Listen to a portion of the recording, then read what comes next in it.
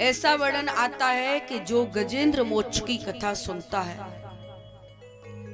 जो ये श्लोक का सुबह पाठ करता है, उसके जीवन से कष्ट हमेशा हमेशा के लिए विदा हो जाता है। सुबह को कोई कष्ट आया करे तो गजेंद्र मोक्ष सुना करो। पाठ कर सकते हो, पढ़े लिखे हो तो बहुत अच्छी बात है, नहीं तो आप सुन तो सकते ही हो गजेंद्र मोक्ष का पाठ। बस मैं इतना बताना चाहती हूं कि अगर किसी को मनुष्य जीवन न मिल पाए तो घबराए नहीं। अगर मनुष्य जीवन के अलावा भी किसी को कोई पशु योनि में भी अगर उसे जन्म मिल गया है तो भगवान कहते हैं पशु योनि में जन्म मिला तो क्या हुआ, मैं उसमें भी उसका कल्याण कर सकता हूं अगर वो श्रद्धा भाव से मेरी शरण में आए।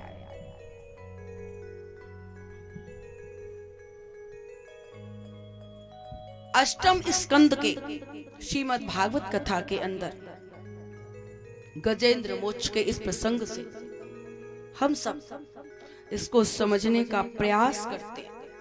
श्री सुखदेव जी कहते हैं, हे राजन, आशीत गिरिवरो राजस्त्रकूट इति विश्रुतः। क्षीर सागर में त्रिकूट नाम का एक सुंदर एवं श्रेष्ठ पर्वत, जिस पर एक हाथी गजेंद्र रहता था।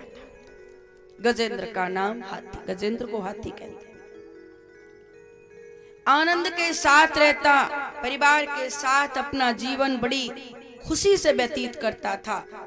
एक दिन बड़ी तेज धूप थी और उस धूप के कारण व्याकुल होने लगा, प्यास से तड़फने लगा। उसी समय वरुण भगवान का एक सुंदर बगीचा, जिसका नाम ऋतुमान नाम, ऋतुमान नामक का एक बगीचा दिखाई दिया। गजेंद्र उसकी ओर चल पड़ा। पहुंचा तो देखा उस बगीचे में एक सुंदर सा सरोवर है। जल पिया और मद में खो गया। 150 बच्चे 50 पत्नियों के साथ अटखेलियां करने लगा। एक दूसरे के ऊपर सूंड से सूंड जल भर के फेंकते हैं। बड़ा ही जीवन आनंद से व्यतीत हो रहा था। लेकिन उसी समय एक घटना घट गई। उस आनंद के बीच एक विघ्न आ गया, एक बाधा आ गई। स्नान के समय ही एक ग्रह आया। जल का जीव है ग्रह। ग्रह आया और गजेंद्र का पैर पकड़ लिया।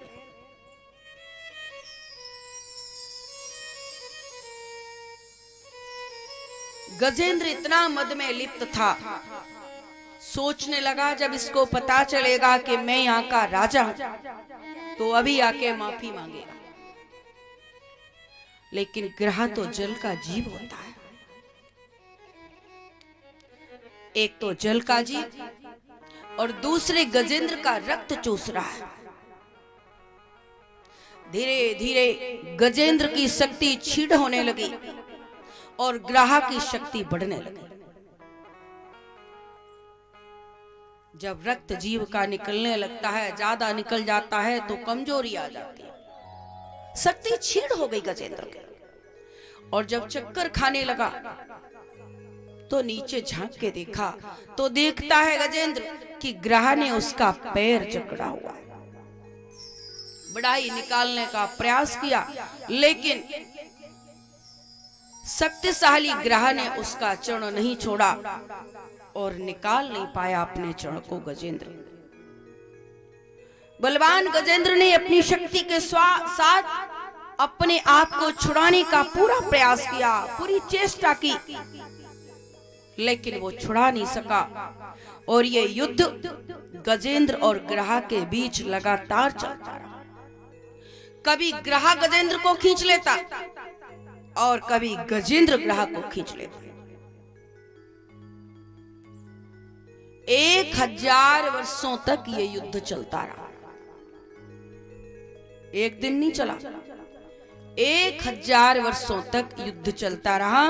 दोनों आपस में लड़ते रहे, युद्ध करते रहे। अब तक तो शरीर बलवान था, थोड़ी कोशिश करता रहा, लेकिन जब शरीर शिथिल पड़ गया, शक्ति क्षीण हो गई, शरीर थक गया। अभी तक तो पत्नियां साथ दे रही थी, बच्चे साथ दे रहे थे, सूंड में सूंड मिला के खींच रहे थे, लेकिन अब सब छोड़ के चले गए। एक भी पास नहीं। व्यक्ति के पास जब सुख होता है, धन होता है, तो सब नजदीक होते हैं। बुढ़ापे में कोई साथ नहीं रहता, क्योंकि शरीर शिथिल पड़ जाता है। अब सब साथ छोड़ गए। गजेंद्र अकेला पड़ गया। जब दुख की घड़ी आती है, तो जो अपने होते हैं ना, जिसे आप अपना कहते हो, वो सबसे पहले छोड़ देते हैं।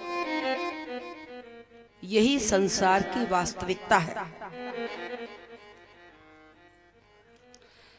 स्वार्थ लाभ करहे सब प्रीति। गजेंद्र दुखी होने लगा। अब कोई साथ नहीं, अकेला है। 3 महीने तक पत्नियों ने सूंड में सूंड मिलाकर के खींचने का प्रयास किया, पर नहीं खींच पाए। बच्चे भी नहीं खींच पाए और सब छोड़ के चले गए। ये गजेंद्र और ग्रह की कथा नहीं है। किसकी कथा है? वास्तविकता में तो ये हम सबकी कथा है। मानो श्री सुखदेव महाराज राजन परीक्षित के माध्यम से हम सबको समझाना चाहते हैं कि हम सब कौन है। गजेंद्र को तो माध्यम बनाया है, हम सब ही गजेंद्र हैं। और ग्रह कौन है? ये काल, ये मृत्यु ही हमारा ग्रह है। सरोवर अर्थात ये संसार सरोवर है। संसार में ही तो जीव रह रहा है, और इसी संसार में काल रूपी ग्रह आता है और सभी को जकड़ लेता है। जीव बड़ी बचने की कोशिश करता है, पर बच नहीं पाता, बच नहीं पाता। भगवान कितने कार्य की शिक्षा देते हैं। ये सब बचपना से कब युवावस्था आ जाती है पता नहीं चलता, और युवावस्था से कब वृद्धावस्था आ जाती है ये भी पता नहीं चलता। कौन सी गली से, कौन से गेट से, कौन से दरवाजे से, कहां से वृद्धावस्था आती है, किसी ने आज तक देखा? बोलो, दिखाई नहीं देती। पर ये तो सब मानते हो कि आती तो है। कोमल चेहरा, चमकता चेहरा धीरे धीरे मुरझाने लगता है, शरीर शिथिल होने लगता है। जो बाल काले होते थे वो श्वेत होने लगते हैं, रूखे होने लगते हैं। अब तो डाई भी लगाओ, कलर भी करो तो हफ्ते बार खत्म। भगवान का कलर जब निकल जाता, मानो भगवान धीरे धीरे समझाना चाहते हैं, व्यक्ति को एक सीख देते हैं, ए जीव सुधर जा, तू आत्म कल्याण के लिए इस संसार में आया है, जरा ध्यान कर। भगवान संकेत देते हैं, पहले बाल श्वेत करते हैं, पर जीव कहता है अभी नहीं, मैं सतर्क होऊंगा, तो कलर कर लेता है। कान से सुनाई कम देता है तो मशीन लगवा लेता है। आंख से, आंख की रोशनी शिथिल हो जाती है, धीमी हो जाती है, तो आंख पर भी चश्मा लगवा लेते हैं। फिर घुटने टेढ़े करता है, फिर कमर तोड़ता है। आजकल तो साइंस आ गया, उसके ऑपरेशन हो जाते हैं, नी रिप्लेस हो जाती है। भगवान के इशारे जीव नहीं समझता, और फिर भगवान लास्ट में सीधा का सीधा घंटा बजाते हैं, और फिर हम लोग कहते हैं भगवान ने कोई संदेश ही नहीं दिया, इशारा ही नहीं दिया। हमारे कान में परेशानी हो, सुनना कम हो, आंख से दिखना कम हो, ये भगवान के इशारे हैं। अब तुम जा रहे हो, तुम्हारा काल तुम्हारा पीछा कर रहा है। आप अच्छा कार्य करें, आप बुरा कार्य करें, घड़ी आपके पीछे लगी हुई है। आपने देखा होगा, आप सो रहे हो घड़ी तो भी चलती है, आप जाग रहे हो घड़ी तो भी चलती है। इसी प्रकार से भगवान ने ये काल रूपी घड़ी हमारे साथ जोड़ी हुई है। हम अच्छा कर्म करें तो भी घड़ी चल रही है, और हम बुरा कर्म करें तो भी घड़ी चल रही है। मृत्यु हमको हर रोज अपनी ओर खींच रही है। हम मृत्यु की ओर रोज एक एक दिन करके जा रहे हैं। हम जन्मदिन मनाएं, वर्षगांठ मनाएं, इसकी बात की कोई तकलीफ नहीं है, पर ये समझ आए कि जितने दिन मेरे जीवन के निकल गए ये घट रहे हैं। ये घटने का नाम ही मृत्यु है। मान लो हम 50 वर्ष के थे और 25 वर्ष निकल गई, तो अब तो 25 ही रह गई ना। ये जो 25 निकल गए, इसी का नाम काल है, इसी का नाम ग्रह है, इसी का नाम मृत्यु है। जितनी हमारी आयु उसमें से जितने घट गए, हम छोटे हो गए उतने, अब नहीं रहे उतने। बचने की जीव बड़ी कोशिश करता है पर बच नहीं पाता। आज इसी प्रकार से गजेंद्र भी युद्ध करते करते करते जब थक गया, शरीर में कोई भी किसी प्रकार का बल शेष नहीं रहा, पूरा परिवार छोड़ के चला गया। जब कुछ साथ में नहीं बचा, तब जीव की स्थिति होती है, तब भगवान को याद करता है। अभी कहता है दुकान देख लूं, मकान देख लूं, बालक देख लूं, घरवाला देख लूं, घरवाली देख लूं, पर जब सब छोड़ देते हैं तब शरीर शिथिल होके बिस्तर में पड़ जाता है और खांसने लगता है। जिस बच्चे के लिए आप कितनी अरदासें करवाते हो, कितने भंडारे बोलते हो, कितने तीर्थ स्थानों पर जाकर के मन्नत मांगते हो, और एक दिन वही बेटा कहता है पिताजी जब खांसते हो ना तो मुख पर हाथ रख लिया। आप तो घर में रहते हो, मैं दिन भर ड्यूटी करके आता हूं और रात को आप खांसते हो तो नींद टूट जाती है। जीव दुखी होता है। जीव सोचता है कि मैंने कितनी मन्नत के बाद इस बेटे को पाया था कि ये मेरा चिराग बनेगा, ये मेरा नाम रोशन करेगा, ये मेरे बुढ़ापे का सहारा बनेगा, लेकिन आज ये कह रहा है मुख पर हाथ रखे खांसो, और आसक्ति छूट जाती है जीव की।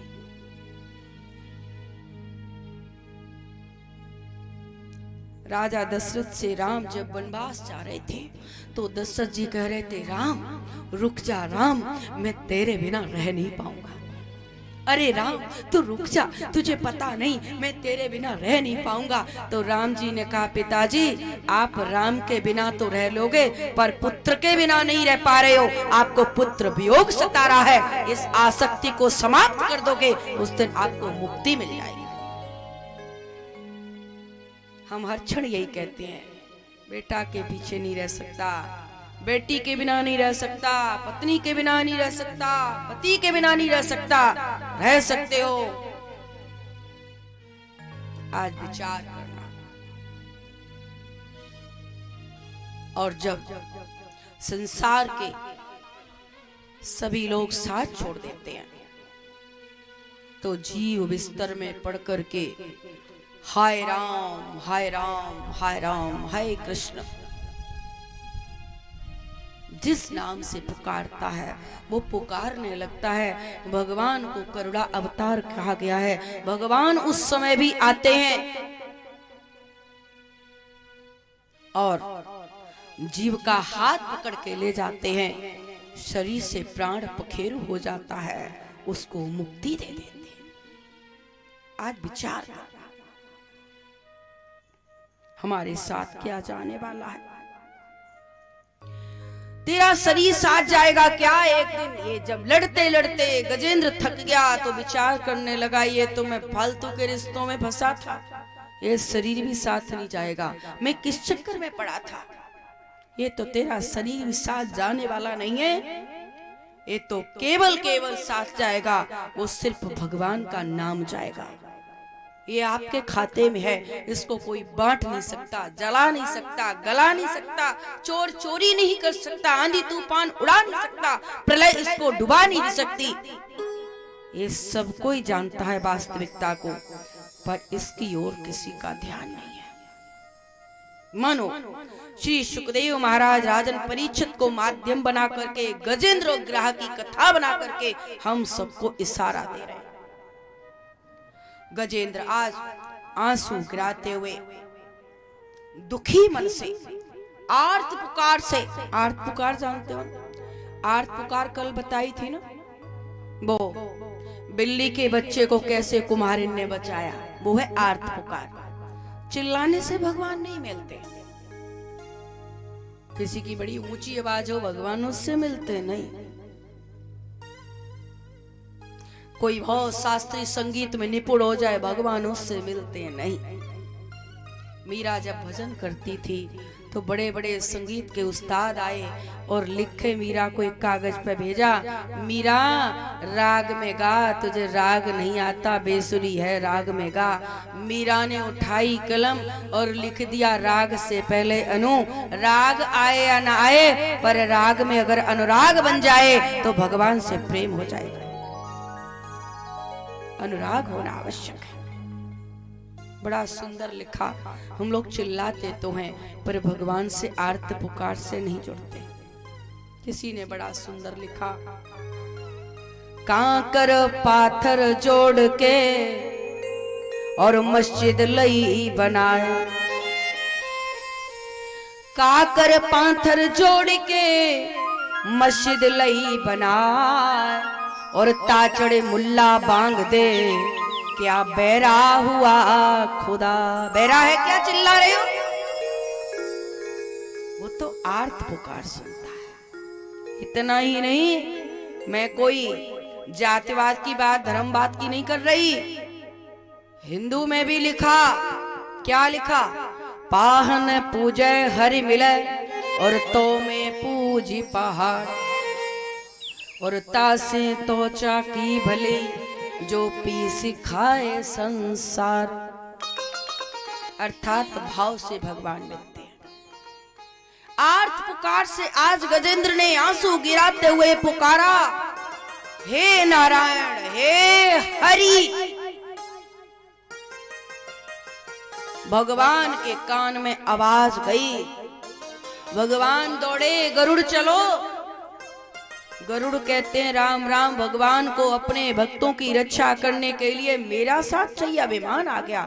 भगवान ने एक कन्नी उंगली रख दी, अरे गरुड़ मैं तो तुम्हें लेके जाता हूँ, तुम उल्टा मुझे सोच रहे हो, उड़ के दिखाओ। अब गरुड़ की टाई टाई फिस हो गई। गरुड़ मैं तुम्हें लेके चलता हूँ, मेरे भक्तों को मेरी जरूरत है और आप देर कर रहे हो। लक्ष्मी माता ने कहा, प्रभु कहाँ जा रहे हो, आपका तो नाम ही नहीं पूरा हुआ अभी। क्या पुकारा गजेंद्र ने, ये नहीं कहा कि राम आओ, कृष्ण आओ, अल्लाह आओ, बाइबल आओ, कुछ नहीं। क्या कहा, अरे वो देखने की शक्ति देने वाले भगवान, कानों से सुनाई देने वाले भगवान, मुख से बोलने की शक्ति देने वाले भगवान, हाथ को उठाने की शक्ति देने वाले भगवान, आओ और मुझे बचाओ। कोई नाम नहीं लिया, मेरा ही तो कोई नाम नहीं है, मेरा भक्त मुझे बुला रहा है। गरुड़ पर सवार होकर के भगवान आए और अपनी सूंड से उधर गजेंद्र ने एक पुष्प तोड़ा, भगवान को समर्पित किया। बड़ा कष्ट में है गजेंद्र। जीव की मृत अवस्था देखी है, सैया पर जब लेटा होता है, युद्ध कर रहा होता है मृत्यु से। आज गजेंद्र की वही अवस्था है, बड़ा कष्ट में गजेंद्र है। भगवान ने दूर से देखा कि अब तो ये डूबने वाला है, तभी भगवान ने अपने गरुड़ को भी पीछे छोड़ दिया। अरे गरुड़, आज मेरे भक्त पर मुसीबत पड़ी है, वो डूब जाएगा, तेरी चाल भी आज मुझे धीमी लगती है। और गरुड़ को पीछे छोड़ करके नंगे पांव ही भगवान दौड़ गए। जो गजेंद्र ने सूंड से वो पुष्प भगवान को समर्पित किया, भगवान ने गजेंद्र की सूंड को पकड़ा और बाहर निकाल लिया। अब निकाला तो गजेंद्र को और साथ में ग्रहा भी आ गया। तो किसी ने कहा पुकारा तो गजेंद्र ने था, लेकिन ये ग्रह का भगवान ने कल्याण क्यों कर दिया? सर अलग किया, धड़ अलग किया, इसका उद्धार क्यों किया? तो भगवान कहते हैं कि जो मेरे दासों का दास बन जाता है, जो मेरे दासों का दास बन जाता है, मैं उसका कल्याण पहले करता हूं और दास का कल्याण बाद में करता हूं। इसीलिए भगवान की पूजा से पहले गुरु की पूजा कर दी जाती है तो दोष नहीं लगता।